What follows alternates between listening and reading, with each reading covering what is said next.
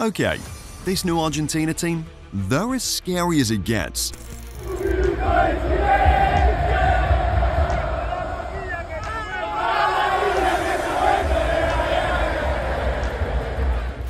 They're scoring goals, clean sheets, big wins, and with a manager who has an unmatched aura. But the big question is, what is it about this Argentina team that makes them so good? How has Lionel Scaloni revamped the squad? And what's the guaranteed thing they've got that makes them favourites for the World Cup next year? The game against Brazil? Peak albiceleste football. 4 goals against their arch-rivals, and that wasn't even the best part. They hit 4 against Brazil for the first time since 2012, without arguably the best player in the world. No Lionel Messi. And that probably is the biggest difference with this Argentina side, the one that makes them so scary right now. They're only going to get better. It's one of the best performers for sure under Scaloni, as Shaka said, because they didn't have Messi. So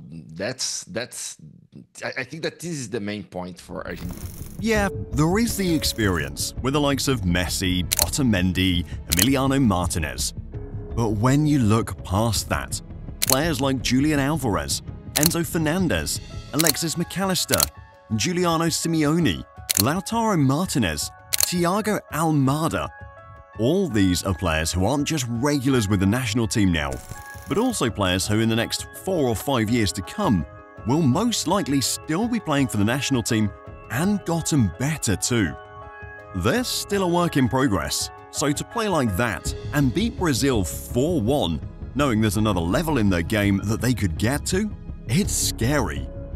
And very impressive too, especially when you consider they found a fix to what used to be a very confusing problem for years. The Messi situation. For years, Argentina used to be Messi's team. Think about it.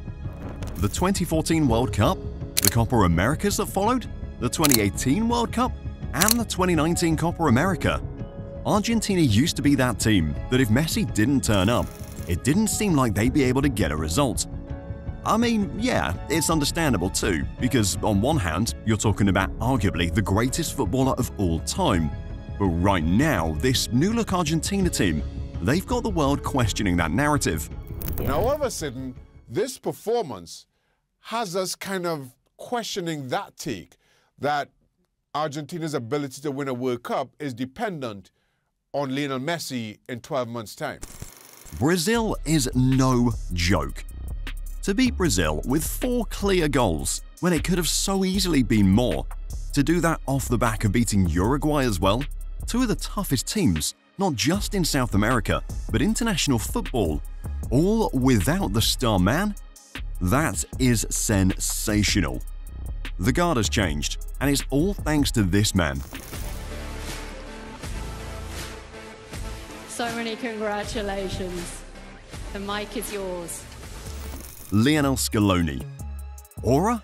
Check. But don't be deceived. As calm as the man looks, he's a genius on that touchline. So what makes him that special then? This is one of the, if not the most complete team in international football. And they've shown it for a while, with or without Lionel Messi. The key word there is the team. Lionel Scaloni, since he's taken over as Argentina boss, has built a team with Argentina. The Messi complex suddenly doesn't exist as much anymore, and that's because Lionel Scaloni has his Argentina side focusing on playing as a collective. Which is the complete opposite of what Argentina were trying to do. Argentina were playing for each other. They were moving the ball for each other. Every single thing they did was for the guy standing next to them. It's not to say that Messi still isn't Argentina's star man. I mean, let's face facts, he is. But the difference these results show is that Argentina is not as over-reliant under Scaloni as was the case with previous managers. And it goes beyond that too. The other thing that we know from Argentina, and you don't have to watch last night's game to understand it, but last night's game was a very good example of that, is how good they are in morphing during matches, how they're able to shift. This perfectly sums it up, as do the clips you're about to see below. Enzo Fernandez's goal versus Brazil. Angel Di Maria's goal versus France in the World Cup final? Both goals were scored under Scaloni, but also both goals highlight what that earlier statement from Ale Moreno talks about.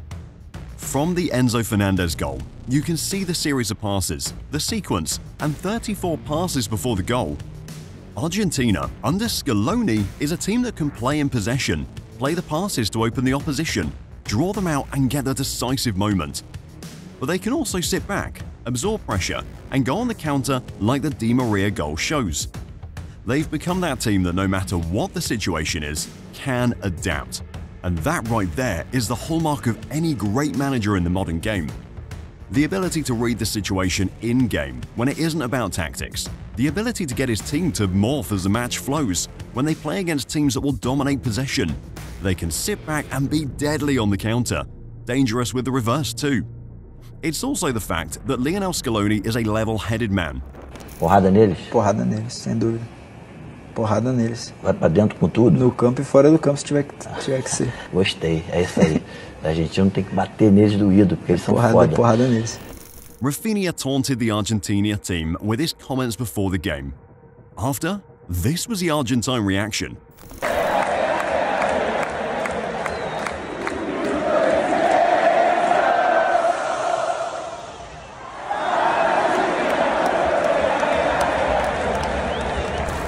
You'd probably have been expecting Scaloni to lean towards that same position and give a word or two back to Rafinha, but his response was class. This again shows he means business. Emiliano Martinez doing kick-ups mid-game versus Brazil? Showboating? Scaloni again disagreed. His sole focus is on the game, on the pitch. He wants to see his team play football and adapt too. They're a very scary unit right now. And what makes them even better is the fact that they can hurt any team in different ways. It's the depth. The squad depth is mind-blowing when you think about it. Yes, they won without Messi, but they also won without Lautaro and Martinez, Inter Milan's top attacking option. They've been winning games without Angel Di Maria since he retired from the national team. And they've got players in key positions who can come in and do a job. Why? Because they all understand the idea with Scaloni. But there is one area of the pitch that's been a massive improvement for Argentina. It's the one that's making all the difference right now. The midfield is where it's at. You got to go back to that game versus Brazil, and honestly, those three looked untouchable. Brazil didn't have an answer to the trio of Enzo Fernandez, Alexis Mac Allister, and Rodrigo de Paul. These are three players who are each technically good, but at the same time have that South American bite to their game that raises their tenacity levels when going for tackles and 50-50s. They treat each game like it's a battle, a war. Because of how they tend to control the game in midfield, it allows the team to cover for lapses in defense. When you think about the centre-backs in Cristian Romero and Nicolas Otamendi, neither of these two strike as defenders who can cover when the balls get into space because of the lack of pace. But you rarely see this happen, because the same way they attack as a unit, they defend as one too. This happens to the players who start and the guys on the bench as well. The idea is to see, or heroics from Di Maria and Sergio Romero. The point is that Argentina had a very identifiable problem. The lack of genuine options in midfield was so bad that Javier Mascherano had to play an attacking role at the time, and he's more of a defensive midfielder and centre-back than he is attacking. But it just goes to show how bad the situation was. The best teams in the world, the teams that have won international competitions and dominated on this stage, you could make the argument that it comes down to having a proper team, a balance, key players, all of which is correct. But it's the midfield that it's at. Germany winning the World Cup in 2014? It was off the back of players they had in that area of the field in that tournament. Spain won the World Cup thanks to the Xavi, Iniesta and Busquets combo in that position, which allowed the attacking players like David Villa to play. The same way they won the Euros and Rodri won Player of the Competition last summer. France with Kante, Pogba and Matuidi in 2018. The general idea here is, just think of any successful side in international football, and the basis with which the team has won has been off the back of having insane midfield quality. That's what Argentina has right now. Ultimately, we probably won't be doing this video if the results didn't match, because again, facing the facts, a team is only as good as the results they're able to put out. To do this, we've got to look back at Argentina before Lionel Scaloni. If we take that record from 2010, Argentina had been to a World Cup final and lost 2 Copa America finals in that time frame, and 2018 was the turning point. After Jorge Sampaoli, Argentina looked done. It really was a mess, and the next guy that came in, well, let's just say not all Argentines agreed with the decision, particularly a national legend. El problema es que se crea técnico mañana Scaloni y diga no, yo quiero ir al mundial, no Scaloni. Poder ir al mundial en motociclismo, no de fútbol, no. Diego Maradona coming out to talk about Lionel Scaloni like that? It must have been damning, but it's easy to understand why too. The team was in a state where they were regressing. The old guard hadn't changed, and now appointing Sampaoli's former assistant at Sevilla, Lionel Scaloni? It didn't seem the right fit. Scaloni was the guy who took Argentina to a third-place finish in the 2019 edition after losing to Brazil in the semis, and off the back of that, they could have easily chosen to sack him, but the FA stuck by him, and I guess it's safe to say, it's a decision that has more than paid off. The reason we've gone through that rundown was to show what Argentina was before Scaloni arrived. A lot of people believe he came out of nowhere, which is untrue. Scaloni, just like many Argentines, suffered with the national team, and it became his job to try and rebuild that team. Before I go any further, hit that subscribe button to Football Historia if you haven't already, for more videos like this. From that point up until now, Scaloni's record with Argentina as the head coach? 85 matches played, 60 wins, 17 draws, 8 defeats. This is ridiculous. For a team that was so used to not winning anything, this record speaks volumes of the changes he's brought to the team. In that time, the trophy count has been the main achievement. The Copa America in 2019, the first in over 28 years as a country, followed that up with finally winning the big one in 2022, the World Cup. And last summer, Scaloni and Argentina were celebrating another Copa America win. Back to back, and in between that, the defending World Cup champions. If you throw in the Finalissima win from 2021, or the fact that coming into the World Cup, Argentina was on a 36-match unbeaten run in all competitions, a record that stretched over 3 years of international football, this team has insanely improved. I don't think you can realistically have that conversation without now including this version of Argentina. And I think it's rarefied air, maybe 5 teams in that conversation if you want to increase. Now this current team, the one with all the achievements, is now being discussed as possibly one of the greatest international teams of all time. It's easy to see why the comparisons are out like this. Winning 3 trophies like that on the spin, back-to-back continental champions and the World Cup in between, it's a feat only Spain managed from 2008 to 2012. And before anyone says the Spanish version of this success was better because they did it in 4 years, it's still the same length with Argentina. They just did a year short, and in 3 instead, because of the pandemic that moved the Copa America to 2021 instead of 2020. But with the achievements comes the big one. Can they become the first team in international history to win the Copa America and World Cup back-to-back? Safe to say, it's a journey that's already confirmed for Argentina. Well, they have done it. Argentina, the defending champions of the Men's World Cup, have sealed their place at the 2026 tournament in the United States, Mexico, and Canada. Beating Uruguay 1-0 weeks back, Argentina had officially qualified for the World Cup, meaning they'll be defending their title next year. And that big question about that feat hangs in the balance. It depends on how you look at it, really. The truth is, while they've been very good, there is one drawback with Scaloni and his team. Take the 2024 Copa America win, for example. The likes of Alejandro Garnacho and Valentin Carboni, 2 players who have been described as the future of Argentine football, barely saw minutes in the competition. The next generation barely played in that tournament. It could be a drawback, but it could perhaps be an indicator of what it means to get into this Argentina team now. Scaloni's got an established core now, and for the next generation, nothing is given. They have to work their way up with the national team. But with all of this, is doing it again in 2026 a possibility?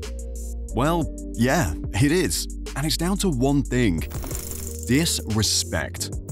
Now you would think with everything they've done, the records they've set under Scaloni, and what the team has managed to achieve, that by now, Argentina would be one of the most feared teams in the world, if not the most feared, and possibly get more respect from teams and pundits facing them too, right? Well, it's hard for that to happen when videos like this still exist. It surprised me, Stevie. Argentina are the 6th favourites with the bookmakers. They're behind Brazil, who they're well ahead of in the World Cup qualifying. They're behind Spain, and they're behind Germany. According to this list, Argentina is behind a Brazil team they just thrashed weeks ago, behind an England team that's still finding its feet under new coach Thomas Tuchel, behind Germany, who look a mixed bag under Julian Nagelsmann, and behind Spain in the pecking order for the bookies' favourites to win the World Cup. That list reeks of disrespect. The Argentina team, I'm sorry, I know they won the other night without Messi, and Thiago Almada scored the goal and the winning goal against the good Uruguay team, but this is still a team that is relying on Lionel Messi, which again is a different dynamic to a team that is very strong collectively, like the Spain team is, with the ball especially. And then there's this too. Stating facts based on the way they play, the only team that can go toe-to-toe with Argentina right now is probably Spain. And with everything we said above, Spain is a team that, while they look scary under Luis de la Fuente with Argentina, that ability we talked about, the one the team has to morph and adapt to any system they face against any opposition, that's something Spain doesn't seem to have under Luis de la Fuente. Argentina, even with all their talent, can play dirty to win. Spain has to play beautiful football with a mix of young and old talent. That's the difference. Now that's one thing. The other reason why they definitely will be favourites for the World Cup next year is because of him. Lionel Messi has conquered his final peak. Lionel Messi has shaken hands with paradise. The little boy from Rosario, Santa Fe. When Messi plays, it's a different ballgame. En general, la pantalla grande lo que tiene es que marca el tiempo, no sé. Y claro, es medio atípico que pongan eso. Y cuando vimos eso, la gente se genera un griterío total por la imagen esa, y nosotros la vimos. You listen to Rodrigo de Paul here, and he talks about Argentina going the extra mile at the 2024 Copa America to ensure they won it for Messi. We've seen the clips, the videos, the memes, the cold pictures, and the way the team walk out with Messi in front of them. They'd do anything for him. This crop of players in the Argentine team now, and should he play at the World Cup, it's automatically an Argentina team on a mission to win for their captain. I know this might sound sus, but... And I don't buy that this is going to be Lionel Messi's Copa America swan song, because he's playing in Miami. The World Cup isn't in North America. Copa America is here. Argentina's putting a training center in Miami. I mean, the more you think about it, the more you can't ignore it. The World Cup will be played in North America in 2026, a territory Messi is already largely familiar with. The Copa America to be played in Miami? It's where Messi trains. I mean, if he does play, it'll be like a club game, with his buddies all wearing Argentine team jerseys. We could continue the speculation, but the general idea is the same. This Argentina team right now, the one we're witnessing, is possibly the greatest the country has ever seen. It's not just Messi. They play as a collective, and ultimately back this up with results too. And then there's the cycle every international team has to go through. It's bound to happen. There's no great footballing national team that hasn't experienced this. The rebuild. Except in Argentina's case, it's different. We've seen it multiple times. A national team rises to the top of the international game, builds a formidable squad, and once that squad gets past the golden age, they have to start all over again, which most times comes with a dip in form. A disappointing match, a disappointing tournament, and probably the fact that this is a golden generation under a manager that we respect in Roberto Martinez, but there's still nothing to show for it, so we can probably call it a disappointing era for Belgian football. Using Belgium as an example, the point here is that the best international teams usually have that 2 to 3 year spell where they've got an unbelievable squad, and then they dip. But with Argentina, it's like they've got an insane pool to take out talent from, and this looks set to run for years. I mentioned Garnacho and Valentin Carboni's lack of minutes at the 2024 Copa America, but just a touch on the talent they've got, the young talent that is.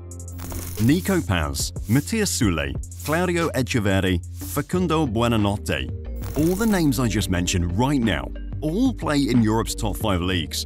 That's if you include Claudio Echeverri, who is on loan from Man City at River Plate now, and none of these guys is over 21. Imagine what happens to these guys when they start getting the minutes, and they'll be getting it with a mix of talent that has won and know how to win. Coming into that mix, it's almost a guarantee that Argentina will continue to produce players that beat the expected 2 to 3 year period of staying at the top team. Then you expand the team even further to include the senior players who are active.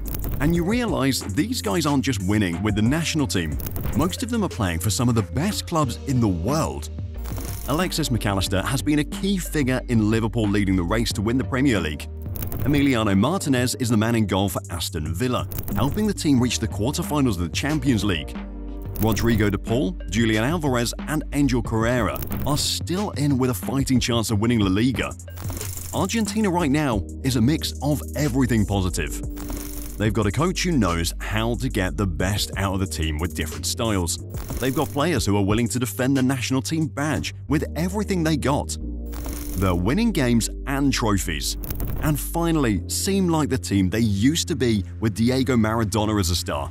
Heck, even better. You'd expect that Scaloni would want to continue and build with this Argentine team for years to come. But recently, he's given an update about his future that leaves everything in the balance. Bueno, ahora toca una cosa importante que quería decir es parar la pelota, ponerme a pensar. Tengo muchas cosas que pensar en este tiempo. Estos jugadores me han dado un montón, nos han dado un montón a todo el cuerpo técnico y necesito pensar mucho qué voy a hacer. No es un adiós ni otra cosa, pero necesito pensar porque la vara está muy alta y... He might not be the head coach of the national team for long, and if he does leave, then the options to replace him could very well include this guy. And until the 10 to 15 minute mark of the second half, I think the team managed to control it. Diego Simeone, the second longest serving coach in European football at the moment with Atletico Madrid. But I'm pretty sure before he leaves, El Cholo will be hoping he's found a solution to a problem that's been eating at both him and his team for years. Click the next video to find out why Real Madrid is Atletico Madrid's biggest weakness.